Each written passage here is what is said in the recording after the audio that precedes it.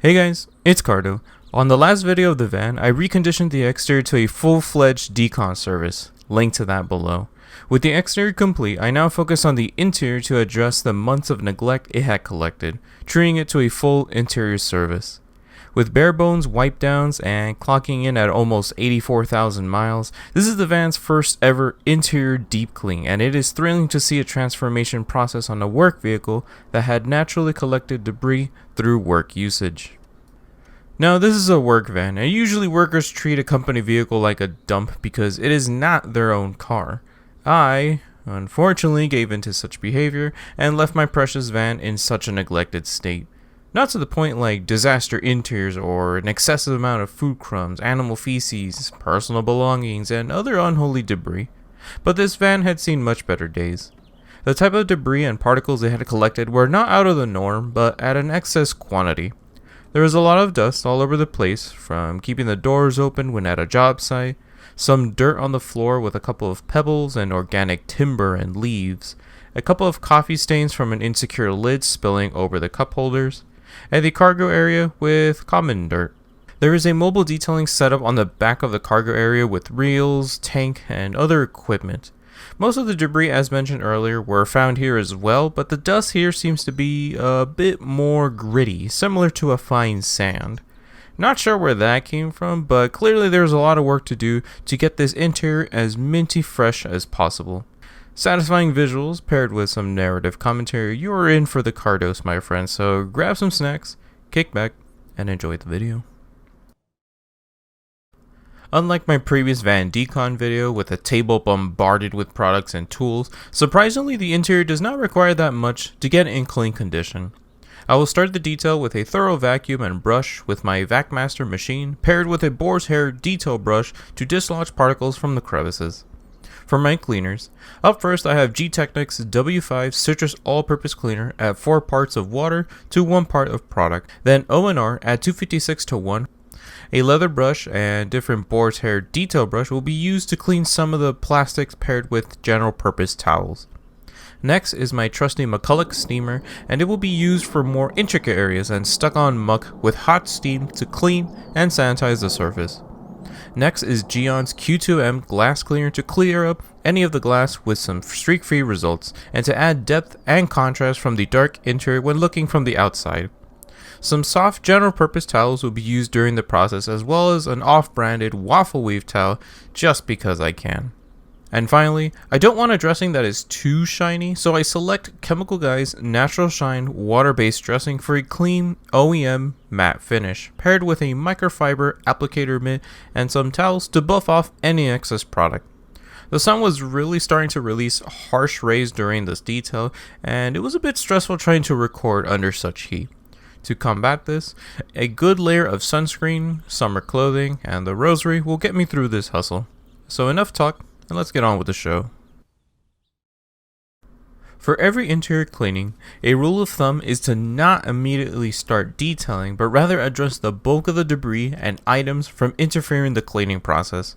I begin searching around the passenger side and cargo area to remove my personal belongings, as well as discovering things that I did not know were there in the first place. Floor mats were removed to address outside the vehicle, which I will show later, work equipment like tie-down straps for cargo, and fighting my dad's collection of air fresheners when he went to the automated car wash. They still have a bit of scent left, but not enough to keep around, which will be tossed into the shadow realm of my trash bin.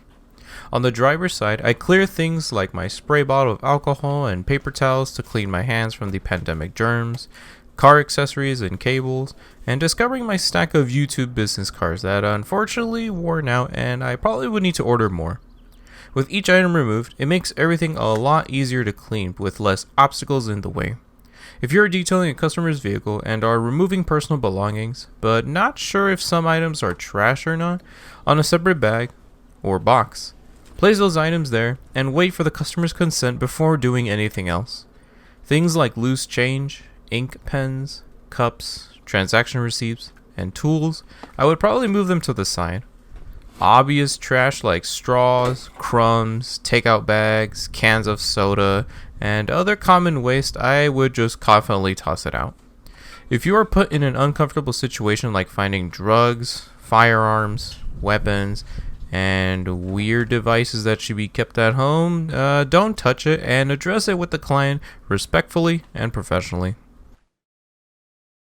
After personal belongings had been safely put to the side, I start the first step of the interior clean with a vacuum and brush process. I start on the setup side only because it is the easiest and I want to focus more of my time on the front, so I fire up the machine and work my way across.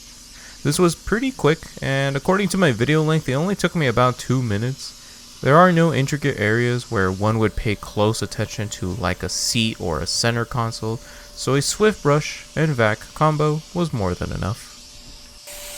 The cargo area wasn't covered in grime, instead just dust and clumps of dirt from the rainy days. Similar to the setup area, there really isn't a lot of space where one could be meticulous about how clean it is. After all, this is a work van, not a personal vehicle. I do have a side hustle outside of detailing, and without giving it away where I work, the cargo area is commonly occupied with boxes to transport merchandise and fresh goods. So really, it's just dust, dirt, lint, and a couple of cardboard and plastic pieces from scraping the diamond plate flooring. The only area I would give more attention in the cargo area are probably behind the seats where the metal frame hold them in place, which collects a lot of dirt and dust through time. The main interior was tackled next. Same procedure with a brush to dislodge any crumbs or dirt from the crevices, and using the vacuum next to the brush helps suck up any loose particles right away. Procedure is pretty much the same, but a bit more attention to the intricate details on the front, because that is where dust and grime is most noticeable. This vehicle does not have any complex panel gaps, weirdly designed center console, or anything out of the norm, so this process is easy to follow.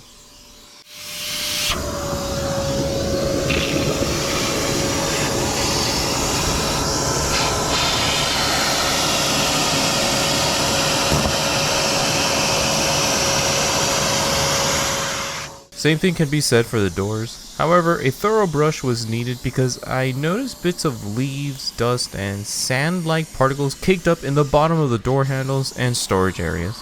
Thankfully, I did this last because having to detail brush with a bit of dirt from the start would seem counterintuitive when you have the rest of the interior to clean.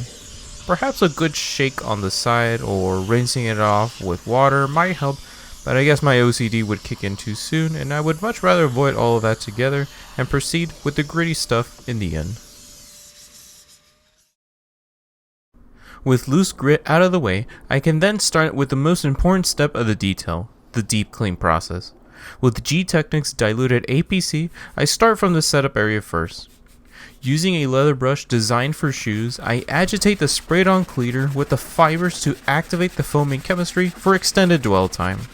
With the rear being just a large surface area, it is more of a swift brush and wipe than taking your time with a detail brush and going over everything like you would on a normal car. Obviously, if it contains stuck-on grime, maybe another pass is required, but for the vast majority of the area, a simple brush and wipe would suffice. For the equipment, I don't think a brush was necessary, so I did a quick wipe down with an APC Prime towel and went over the reachable areas. The pressure washer reel was pretty easy, with a lot of flat and accessible mechanical pieces. However, the vacuum reel was a bit troublesome because the hose was attached, and honestly I was not going to wipe the whole hose down nor remove 50 feet worth of plastic piping. Not only would that be a lengthy process, but it is something that wouldn't really be appreciated even if I gave it the detailer's treatment, so I left it as it is and gave it a reasonable wipe where it is accessible. The cargo area was a bit strange for me. I don't think I had ever done a detail on a cargo van, so being hunched or taking a knee felt a bit awkward. Discomforts aside, this was more of a wipe down than a deep clean scrub because there was a lack of porous materials for grime to get stuck on and absorbed. So a quick wipe was more than enough to clean the smooth painted surfaces and diamond plated flooring. Where the flooring ends, there is a lot of black plastic and vinyl, which is textured and would require a brush to deep clean it properly. The edges were gritty with a light amount of dirt and dust. However, the stepping area to hop inside was filthy with a lot of contaminants that will very likely kill my towel in one wipe. It had collected a lot of dirt when at a job site, traffic film residue from the rainy days, chips of timber and organic material, and pieces of plastic from the trim chipping away. So many battle scars this work van had collected, and being able to clean it and condition it is an oddly satisfying experience. Yeah, it's not the same seeing disaster interiors with those clickbaity YouTube videos, but it's nice to see a commercial vehicle getting the same treatment like any other. I was mostly curious about the driver's side to see how much dirt the surface had collected with about 7 years of only doing ghetto wipe downs with a damp towel. Starting with the floor, I sprayed a liberal amount of cleaner and agitated it with the brush. Almost right away, the creamy foam turned into a chocolatey mess, loosening all the caked on grime from the pores of the plastics. There are no fabrics in this van, so no need for machine extraction, but neither to call it a day with a simple wipe down. I made sure every, and I mean every, piece of trim and plastic had been thoroughly cleaned to follow up with a dressing afterwards. Some spots like the stepping area or pedals required either another full pass or a hard-hitting steam off camera to melt away the stuck-on impurities. Because there are no delicate finishes or high-end materials in this commercial van, I can be more aggressive with the agitation, chemical, and steam procedure. Another benefit is that I can use some cheap multi-purpose towels that you would find at a convenience store or from the forgotten dusty shelf at Harbor Freights. There is so much grime embedded all over the floor that I don't think sacrificing high quality towels on this van would be ideal. With the amount of lint, pebbles, organic material, and tiny sharp pieces of chipped off plastic, it would for sure destine your fibers to either the dark corners of your trash bin or to serve as a throwaway towel for the next job. So to save a couple of dollars, get some generic fibers in bulk from places like Costco, Harbor Freight, or dare I say the dollar store. Cheap does not imply poor job, it is simply using the proper materials for the proper detail, and same thing can be said for high-end vehicles. In other words, dirty jobs don't need fancy gear, and high-end jobs need that fancy gear. Business as usual, I say. Now, as you could tell, the towel was shot with so many particles of contamination that I don't think throwing this in my laundry would be a good idea, and neither on the dash of the van. So for the next process, I swap over to a clean leather brush and a detail brush to begin the deep clean on the dash and the seats. Swapping your tools frequently may sound like additional spending for the detail, but the way I see it, this is to ensure that you are maintaining a clean procedure instead of smearing that heavily grime-soiled tool all over a surface that you thought was cleaned properly. Better to play safe than sorry. Realistically speaking, the dash was not dirty, but heavily coated in dust, lint, and other non-grime particles. So instead of slapping the surface with some APC, I switch it over to Optimum No Rinse, or ONR, to gently clean the area. Because ONR is a polymer-based pH-neutral cleaner, it will not harshly strain the surface compared to alkaline-charged chemicals to the already faded plastics.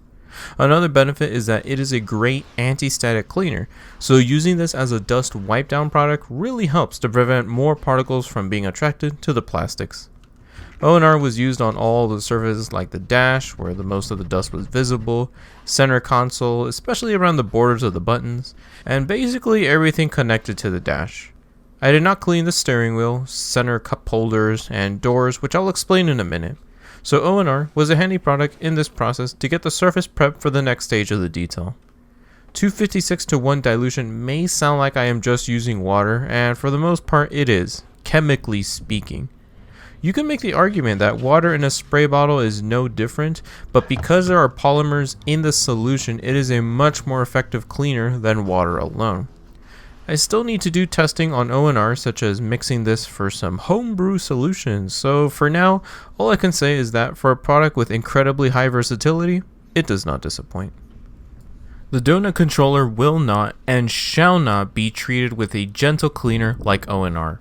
An active chemical like an APC is required because the steering wheel is the only area of the interior where it has the most contact and abuse.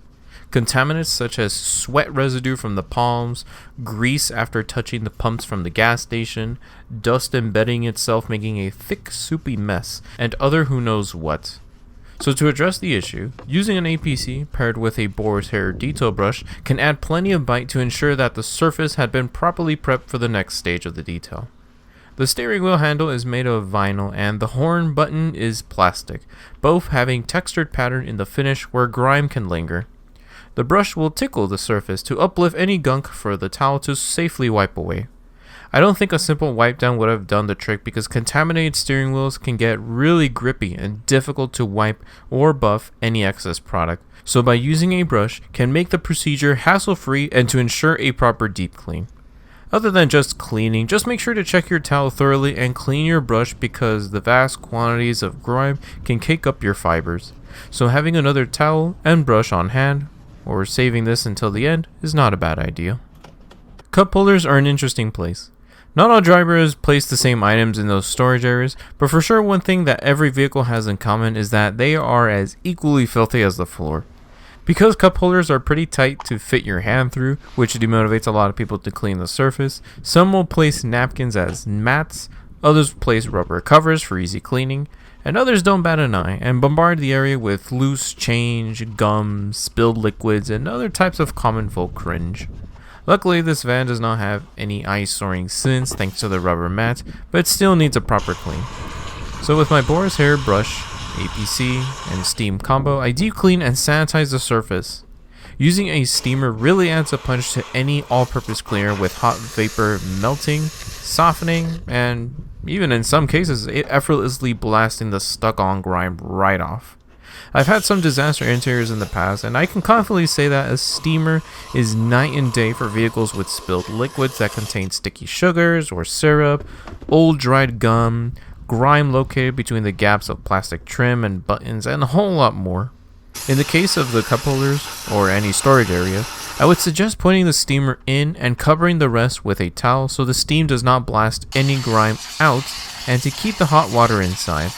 This is mostly just to have a cleaner work area and that you don't get covered in crumbs being blasted in the air, but it's also to keep the heat within the area to have a more effective clean. I should probably do a steam only video to truly show what I mean by this, so if you are interested in that video, make sure to let me know in the chat box below this video.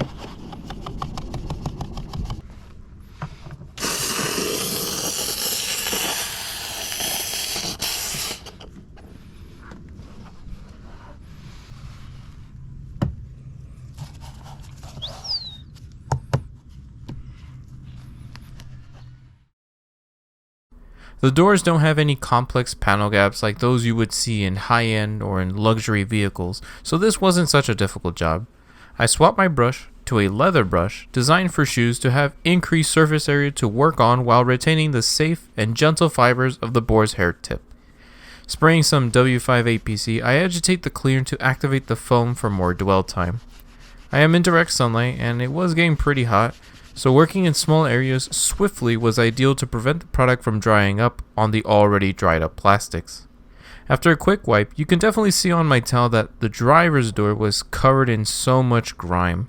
It had collected contaminants such as arm skin oils, residue from disinfectant cleaners, humidity residue from the rainy days, and general damp towel wipe downs was not enough to uplift the dirt, but instead embed it even more. Quick detailers, O&R, and even just water alone are not capable of doing a thorough cleaning job because of the dirty surface.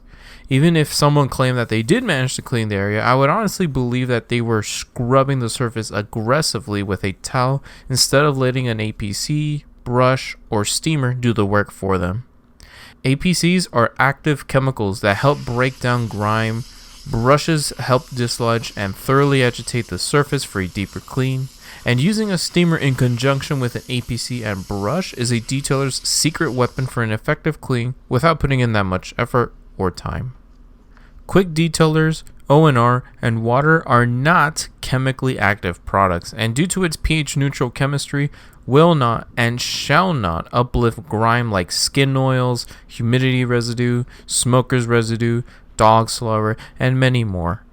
Yes, it can clean fresh surface grime, but because pH neutral cleaners are horrible against greasy grime, using such products in reality will smear the surface with the polymer covered contaminants, giving you a false idea that you are doing something. So by utilizing an active chemical or steam can really cut through a majority of the filth with promising results, and if you are detailing as a business, will for sure make you stand out from the rest. The seats were next, and I start on the passenger side. I almost never take any guests or passengers when I'm on the job, so really there wasn't need to brush the whole surface. The seat and right side were a bit contaminated from placing items, boxes, and other belongings, so they will get their fair share of the deep clean. On the upper area of the seat, I sprayed some solution and wiped it down with a bit of elbow grease for a thorough towel scrub. Like I said, I almost never take passengers, but just to be sure the surface was prepped for a dressing, I gave it a once over. The seat, however, in my eyes, have a bit of smears and dirt from placing belongings on top, so I decided to go over it with my brush. As you can see, utilizing a large leather brush, even though it was designed for shoes, can also provide effective results in detailing. Having a larger tool to brush the spent product can cover a wider area so you can finish the job sooner and focus on something else. It can be used on leather, vinyl, trim, and any surface to your desires. If you're detailing as a business, this tool can definitely improve your efficiency of your work, especially if you have multiple vehicles to work on, or a majority of the vehicle, like this van, is made of non-fabric materials. With the surfaces fully prepped and ready for protection, I then start the plastic reconditioning stage. Here I would utilize Chemical Guy's Natural Shine paired with a microfiber applicator mint to spread the product around. Now it's been a long day with the doors open, which brought in a light amount of dust and particles, so a quick wipe down, I use ONR to prep the surface before application. This probably wasn't going to affect the dressing, but I guess to be certain that proper application was met, it wasn't a bad idea. I start from the dash and work towards the doors and floor. I really like this dressing because the smell has a discreet hint of leather and cologne, which leaves a satisfying fragrance on the vehicle. Not like a dedicated car air freshener, but is noticeable when you finish the detail. Smells aside, in terms of gloss, this has a matte finish when buffed off properly. The steering wheel, I pay more attention on how much product had been applied. Because this part of the vehicle will be constantly rubbed on the hands, one should be conservative and meticulous on what type of dressing and how much is being applied. To avoid that weird sticky feeling, I suggest using a water-based dressing, about 2 to 3 drops of product, and buffing off multiple times until it is soft on the hands. Over-applying can make your hands have this shiny residue on the palms that is a bit difficult to wash off. Using gel-based products, while it can restore the surface even more, the finish feels like a cheap toy or from those drive-through car wash services where you pay a couple of dollars to add a low-quality dressing. If you enjoy those dressings, by all means go for it. I am not disrespecting the finish, but if you're detailing as a business, your reputation could be jeopardized if you do not treat the steering wheel properly. The results of vinyl seats, similar to the steering wheel, will depend on the dressing type and how much product had been applied. I say it is more forgiving compared to the steering wheel, but still should be not a place to turn a blind eye. Applying too much dressing can make the seats sound really squeaky and cheap, and that blinding level of shine can be a distraction on the road. Why add a dressing on the seats, you may ask? There are many benefits in doing so, such as reconditioning the pores of the seat so it looks factory new, makes the surface incredibly soft so you can slide in and out of the vehicle effortlessly, and it helps prevent future grime from sticking on the surface for an easier maintenance clean. Same thing can be said for leather, clear-coated leather, vinyl, and clear-coated vinyl. The floor is probably the only area of the vehicle where a generous amount of product is acceptable. Because it is the most neglected area with tons of abuse, battle scars, and caked on grime, reconditioning the plastics would make the van pop and add contrast to the rest of the vehicle. Adding a thick coat of dressing also helps with making weekly cleanups a breeze because the dirt and dust wouldn't have enough time to embed itself in the material. The passenger and driver flooring wasn't so bad with everything made out of the same type of vinyl, and same thing can be said for the cargo area with very little visible material to address. On the rear, just like the cargo area, there's not too much to dress other than the plastic pieces of the doors and the stepping area near the trim. Assuming that this had been cleaned properly, it's more of a simple wipe down than being overly meticulous about the quantity and type of dressing. So with a primed applicator mitt, it was more than enough. The glass. Probably the most overlooked part of any interior detail. Now this van only had one glass deep clean in its life, and that was my glass super clean tutorial video, which I will link below if anyone is interested in it. Similar procedure as that video, I will do a 3-step process on the glass, which is to initially mop up the area with a general cleaner, wipe with glass cleaner, then buff to perfection. Here I will utilize O&R and a generic towel as my mop-up step to remove a bulk of the smears. Then I will follow up with Geon's glass cleaner to clean the surface for a streak-free result. Because this van is not 100% airtight when closed, means that humidity residue builds up over time, making weird foggy-like smears all over the glass. These smears could contain particles when it's dusty, human breath residue when using the heater on cold days or air circulation, and rain residue if you have the windows slightly open. No matter the type of residue, the more caked on the glass is, the harder it will become to get that streak-free single pass result like in those detailing YouTube videos. So to be super sure that you are doing a proper clean, this 3-step process can come in handy. I elaborate more on my tutorial video, so check it out when you have the time. Matte deep cleaning is very important to add that final touch to the interior. Waiting off camera, the driver and passenger mats, as well as the cup holder mat, will get treated to probably their first and maybe last deep clean of their life. My cleaner of choice is not an APC, but Brake Buster itself, coming in clutch to surprise you. I can immediately tell that there's a lot of people raising an eyebrow, and let me elaborate my reasoning for this. Degreasers and APCs are not too different from each other, except one was designed to tackle grease and thick grime. Both of these chemicals can be used on the exterior and interior using the proper dilution and dwell time. Brake Buster, on the other hand, was meant to clean tires made of rubber, which the mats happen to be made of the same material. If you look at Brake Buster's base chemistry, you will realize that it's really a powerful degreaser, slightly tweaked for the wheels and tires. So by using a product that was designed to tackle rubber, it's safe to assume that the effectiveness of that cleaner carries along on the mats that were made of the same material. We as detailers are so fixated with only using products in their advertised areas, but what separates a typical detailer from the rest is how far they can think outside the box with respect to logic. Obviously, this doesn't mean to use Brake Buster on the interior. No, that's not what I had in mind. What I'm trying to say is that you need to have an open mind to the possibilities from your tools and chemicals. There is more than what meets the eye in detailing, so by observing and testing, you can definitely get more work done than what a one-directional thinking detailer would. Don't make assumptions just because one detailer told you something, and same rule applies to me. So make sure to thoroughly research the methods and chemicals used to improve your craft. Now back to the mats. Because washing rubber mats on the floor require a bit of time to dry, I would advise doing this at the start of the detail, especially if the surface they are placed on is made of carpet. In my case, there was no carpet located anywhere, so it was fine for me, but something to keep in mind otherwise.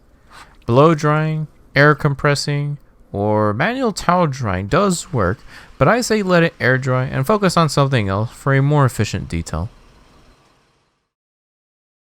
In an end credits sunset, the van's full interior and exterior deep clean had finally been completed.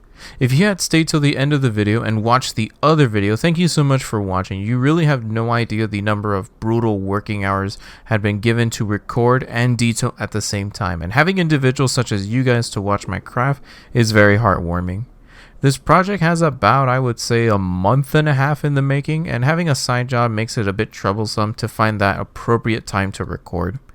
Despite this van having a lot of flat panels and almost empty interior, its size is a lot of work, and doing a restoration detail is a whole new level of labor for me, with common detailing methods needing some tweaks to tackle this vehicle accordingly. In case some of you don't know, I was selling this van a while back, and at the time of publishing this video, it had already been sold to the next owner. I could have just passed the keys down without cleaning it, but that's not the way I roll, and being able to document this mini series for you guys was a lot of work and truly an honor to do, considering that my family were the original owners from the start. It was nostalgic seeing this van back to its formal glory, and sharing my detailing tips and struggles just adds that cherry on top for this project. For sure, when another vehicle gets traded in or sold, I will keep you guys posted with some more visually satisfying restorations, so stay tuned for when that video arrives. Well, that's a wrap for this detail. If you had enjoyed this video and learned a thing or two, make sure to drop a comment down below and let me know your thoughts on the process. Smashing the like button shows support, and to help the algorithm reach more fellow detailers, both rookies and professionals, to expand this community even more. Finally, subscribe for more future content down the road, as well as hitting that bell icon so you get notified for every video when it arrives. That's going to be it for this mini series, and again, thank you guys so much for watching. I will work on the next video soon, so stay tuned for that when it arrives. Thank you so much for watching. Stay safe. Have a good time.